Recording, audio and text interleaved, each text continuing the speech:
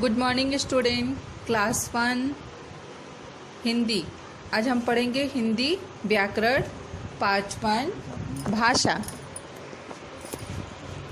भाषा भाषा शब्द भास धातु से बना है। भास का अर्थ है कहना अथवा प्रकट करना। भाषा यानी कहना अथवा प्रकट करना, यानी हम एक दूसरे से बातचीत जो करते हैं उसे हम भाषा कहते हैं। जैसे घर बाहर कहीं भी किसी से जो हम लोग आपस में बातचीत करते हैं, दूसरों के भी बातों को हम सुनते हैं और अपनी बात को भी कहते हैं, उसे हम भाषा कहते हैं। यानी एक दूसरे से वार्तालाप को बातचीत को हम भाषा कहते हैं। जैसे शिक्षक कक्षा में पढ़ा रहे हैं। शिक्षक बच्चों, हमारे देश का नाम भारतवर्ष है, इसे अंग्रेजी में इंडिया कहते हैं। यानी बच्चे और शिक्षक द्वारा बताया जा रहा है और बच्चे क्या कर रहे हैं, सुन रहे हैं। यानी एक दूसरे की बातों को सुन और समझ रहे हैं। उपरोक्त दोनों की बातों को हम भाषा कहेंगे। दोनों के यानी एक दूसरे के मध्य के बीच जो बातचीत हो रही है उसे हम भाषा कहेंगे।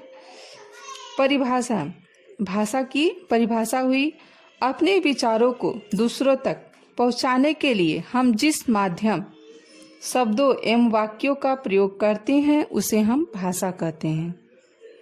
यानी अंग्रेजी में भी हम बात करते हैं, संस्कृत में भी कुछ लोग बात करते हैं, उर्दू हुई, तमिल, मलयालम, गुजराती, चीनी, उड़िया, पंजाबी, बांग्ला, यानी अनेक बहुत सारी भाषाएं हैं जिससे हम लोग एक दूसरे से बातचीत करते हैं।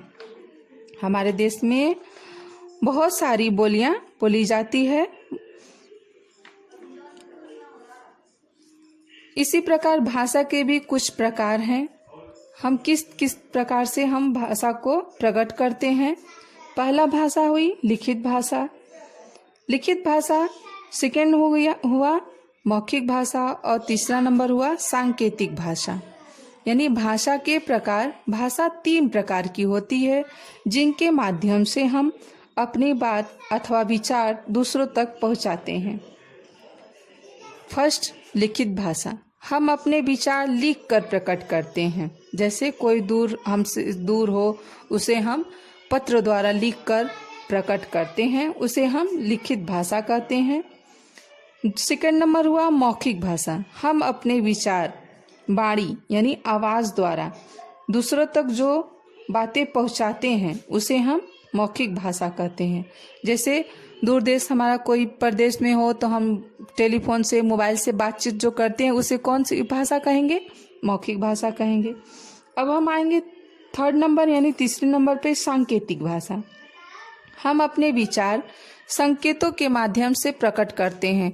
आप लोग देखते होंगे सिपाही संकेत से सड़क पर वाहन आते जाते लोगों को इशारे द्वारा समझाता है इधर से उधर जाने के लिए। जैसे गूंगे लोगों को हम इशारे द्वारा समझाते हैं, अपनी बातों को समझाते हैं, वो लोग समझते हैं, उसे हम सांकेतिक भाषा कहते हैं। तो भाषाएं कितने प्रकार की होती है? 3 प्रकार से होती है, जिससे 3 तरह से हम अपनी भाषाओं को दूसरों तक पहुंचाते हैं। अब हम आते हैं लिपि पे। भाषा के लिखने की शैली को हम लिपि कहते हैं। हिंदी भाषा की लिपि देवनागरी कहलाती है, जैसे हम सभी भारतवासी हैं। तो आप लोग बेटा समझ गए कि भाषा क्या है और किसे कहते हैं, भाषा किस धातु से बना है और भाषा कितने प्रकार की